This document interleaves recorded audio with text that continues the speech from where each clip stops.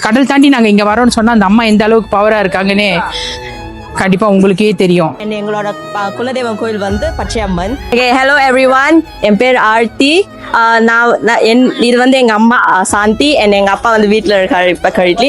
நான் வந்து Malaysia settle, எங்க ஃபேமிலி எல்லாமே மலேசியா செட்டில். ஆனால் எங்க சொந்த ஊர் வந்து காவழி. என் பேர் சாந்தி, எங்க சொந்த ஊர் கவரை. இதுதான் எங்களோட குலதெய்வம் கோயில். ஆனால் நாங்கள் எல்லாரும் மலேசியா செட்டில் ஆகிட்டோம்.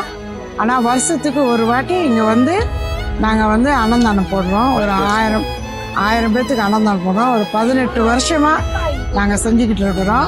அண்ட் 18 வருஷமாக நாங்கள் வந்து இங்கே வந்து அன்னதானம் பண்ணிக்கிட்டு இருக்கோம். அண்ட் எங்களோட குலதெய்வம் கோயில் வந்து பச்சையம்மன். இந்த 18 வருஷத்தில் நல்ல விஷயங்கள் நிறைய நடந்திருக்கு.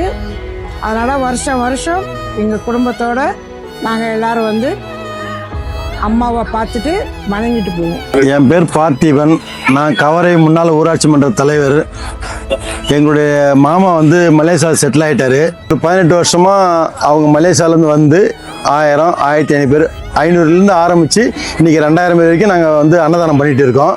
சக்தி வாய்ந்த பச்சையம்மாவில் வந்து எங்களுக்கு அவங்க வந்ததுனால நல்லது நடக்குதுன்னு சொல்லிட்டு அவங்களோட நம்பிக்கையில் இவ்வளோ நாங்கள் மக்களுக்கு வந்து சாப்பாடு போட்டுட்டு இருக்காங்க. இன்னும் வருஷம் வந்து அவங்களுடைய சேவை தொடர்ந்துக்கிட்டே இருக்குது. இந்த கோயிலுக்கு வந்து நிறைய செஞ்சு கொடுத்துருக்காங்க. அவங்க ஒரு வருஷமும் நாங்க வரோம் அப்படின்னு சொன்னா அந்த அம்மா எந்த அளவுக்கு, கடல் தாண்டி நாங்க இங்க வரோம்னு சொன்னா அந்த அம்மா எந்த அளவுக்கு பவரா இருக்காங்கன்னு கண்டிப்பா உங்களுக்கே தெரியும். ஸோ மறக்காம வருஷமா வாங்க, இங்க அன்னதானம் வந்து சாப்பிடுங்க. 1000 பேர் 2000 பேர் செய்வோம். நன்றி.